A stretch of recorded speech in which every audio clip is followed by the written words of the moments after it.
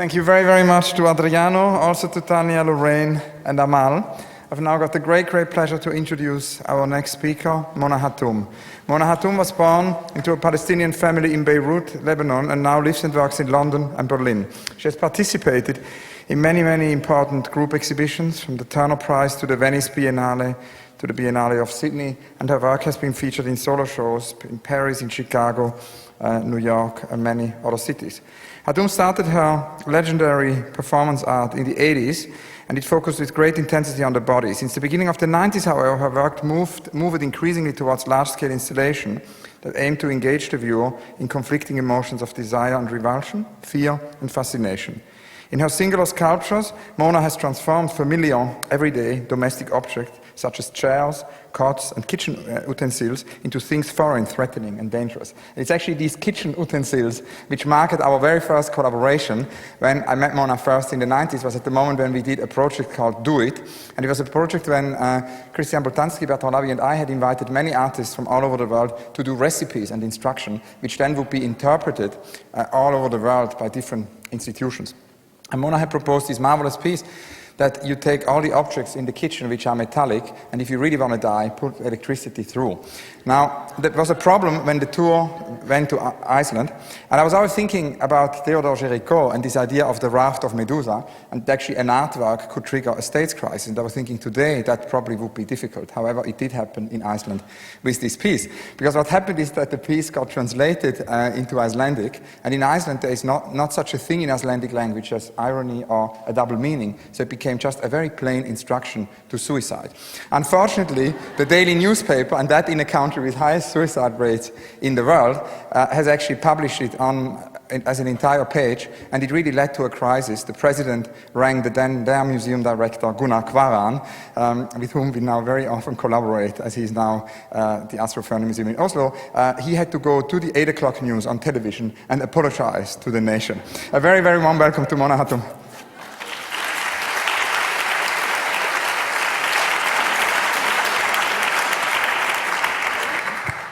I had not heard the whole story, actually. It's quite funny. Anyway, in my short presentation, I have put together images of about a dozen works that deal not so much with maps, because maps, as Adriano Pedrosa was saying, give the illusion of a stable, measurable space.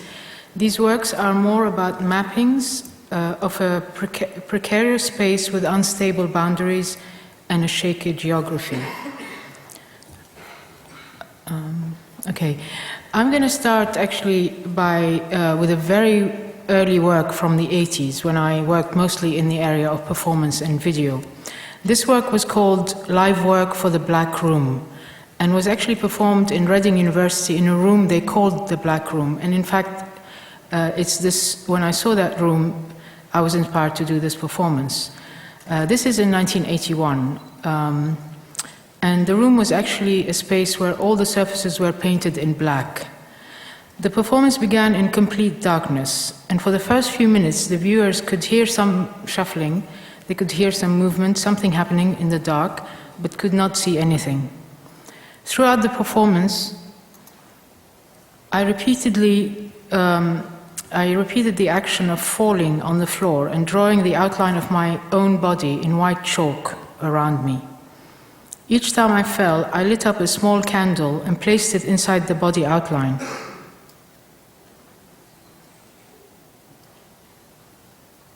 You can see here reaching for a candle and putting it inside the outline. I repeated this action several times until the floor became entirely covered with overlapping chalk lines. 1 year later, after I did this performance, it saw the most devastating event in the history of Lebanon and the Palestinians. I'm referring here to the massacre in the Sabra and Shatila camps in 1982. And I remember that at the time, looking back at this performance, I started thinking there was a kind of premonition, and that it was about the mapping or topography of a massacre. Often the thought comes after the event. The next work is very far from being a map, but it was a comment on the state of the world. And it was actually a commissioned work by the museum in Montreal, I forgot the name, but it was for an exhibition in 1992 called Pour la suite du monde, which means for the continuation of the world. And it was a poetic title with sort of lots of hope. So the artists were invited to make a work that comments on the state of the world we live in. And I made this work that I called Socle du Monde, and basically this is a homage to Piero Manzoni's work by the same title, which was made in 1961. Now, Piero Manzoni's work is an iron plinth placed in a park in Denmark, but this plinth is upside down, and the reason you know it's upside down because it has an inscription on it which is actually upside down and reads Socle du Monde, Socle magique numéro 3 de Piero Manzoni, 1961, hommage à Galileo. So in other words, the plinth is here and the world is below it. So here I was pretending that we were visiting the same plinth 30 years later, where the surface has been affected by some kind of disease or decay. And the actual plinth is in a state of disintegration. So the base itself, having lost its homogeneity and stability, and taken on the appearance of a decaying structure, by implication, the world placed on top of this plinth is disintegrating and decaying. The cube was actually covered in something that looked like an organic growth. It gives you a moment of anxiety when you first approach it, because you do not immediately recognize the material it's made of. It looks like a soft and kind of dense furry surface, like astrakhan or something, but when you touch it, it's cold and the black powder falls to the floor. The metal surface of the cube was actually entirely covered in small magnets stuck to the surface and flocked with iron filings that produce this natural reticular pattern that you see a lot in nature. Wherever there's this kind of push and pull between negative and positive forces, it kind of naturally creates these patterns. And of course here with the opposite poles of the magnets, this kind of naturally happened. This pattern happened very naturally. So it has a very sensuous, attractive, yet scary surface. Present tense, this is actually the first work I made that actually refers to a real map. I spent a month in Jerusalem in 1996 and created a number of works for Anadil Gallery in East Jerusalem. And that's where I came across the Oslo agreement map between Israel and the Palestinians, which was drawn in 1993. And I actually found this map so ridiculous, as it was all about infinitely dissecting the area and setting up a ridiculous amount of borders. I almost felt compelled to make something that refers to this map. So present tense is a floor piece made with about 2,200 squares of olive oil soap that comes from Nablus, which is a city north of Jerusalem. Now, Nablus soap, or Nabulsi soap, is a traditional olive oil soap that has been produced for centuries in the area, and it's actually the equivalent of Savon de Marseille in the Arab world. It's very well known all over the Arab world. I used little red beads, pushing them into the surface of the soap to draw the contours of the areas that were meant to be handed back to the Palestinian authorities. This, what you're looking at, is only a very small section. I would say 1/10 of the map, so you can see how complex these borders are. And a map for me looked like hundreds of little islands with no continuity or territorial integrity amongst them. This is obviously a map that is about dividing and controlling the area. I used soap because of its transient nature and holds the promise that it will dissolve one day, and with it all these ridiculous borders.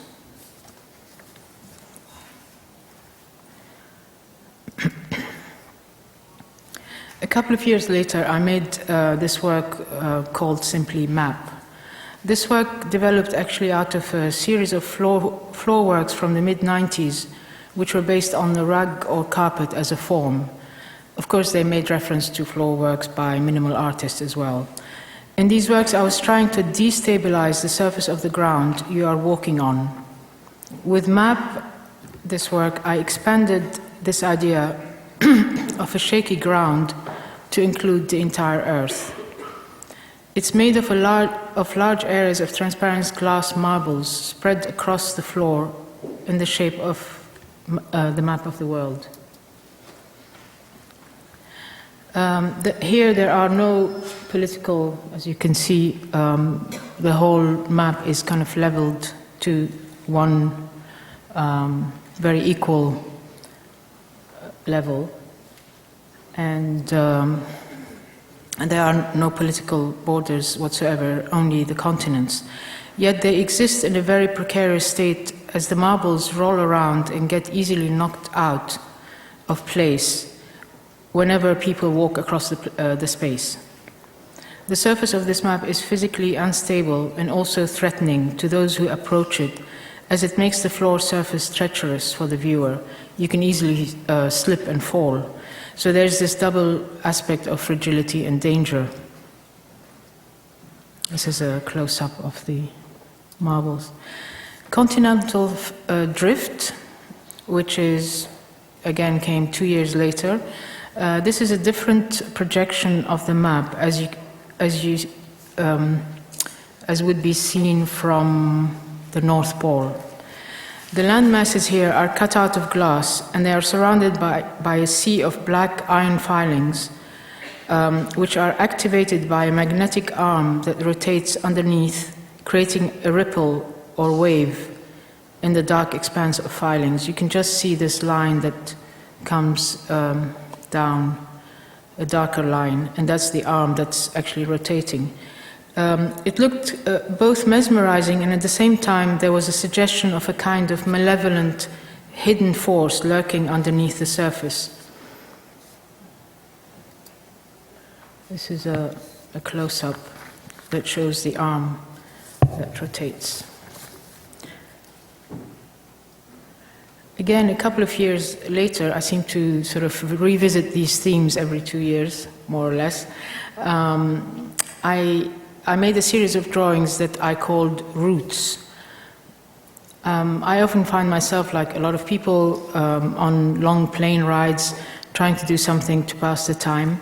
So I started doing this absent-minded doodling by filling in the spaces created by the intersecting routes on maps you find in airline magazines. And I was fascinated by these structures that appeared like sails, or just by the way this kind of gave substance to something insubstantial. And this actual image was the first one I made on a Delta plane ride between New York and Mexico City in 2002. Then, of course, they became like a series of drawings.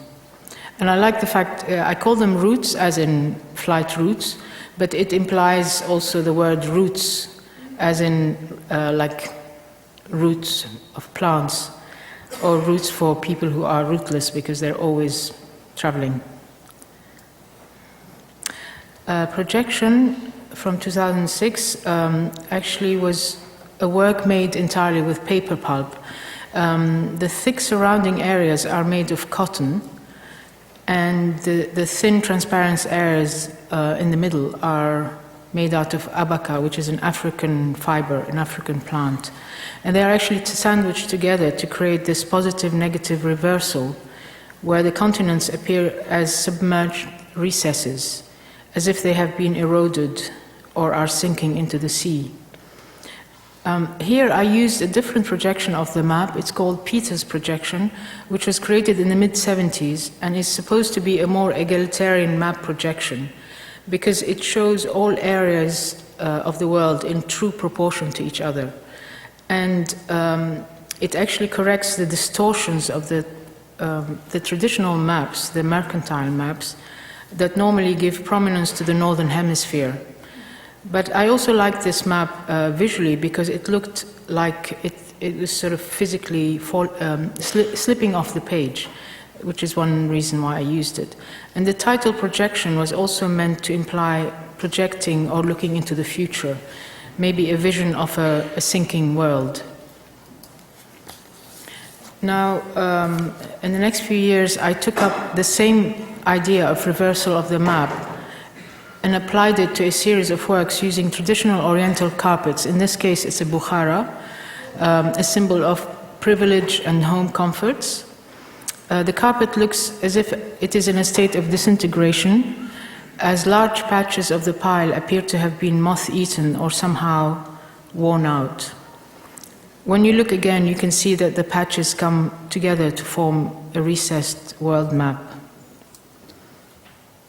Hotspot, from the same period, is a cage-like steel globe approximately the size of a person's height, with actually arms stretched out.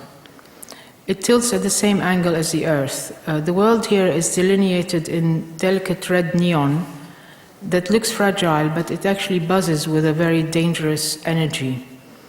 The idea behind this work for me was that hotspots, or spots of conflict, these days are not limited to certain areas of the world, but it feels like the whole world is caught up in conflict and unrest. Now this is close up. 3D cities from 2008-2009. This is made of 3 printed maps of cities. They are Beirut, Baghdad, and Kabul.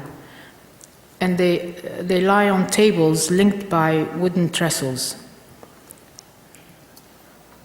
The surface of the maps have several cutout parts that create concave and convex areas, referring to the cycle of destruction and rebuilding that these cities have gone through and still go through. All 3 cities have suffered a lot of destruction as a result of war, yet hopefully also managed to re-emerge and rebuild themselves. So the recessed areas could be seen as bomb craters or construction sites, and the protrusions could be seen as explosions or architectural structures rising again.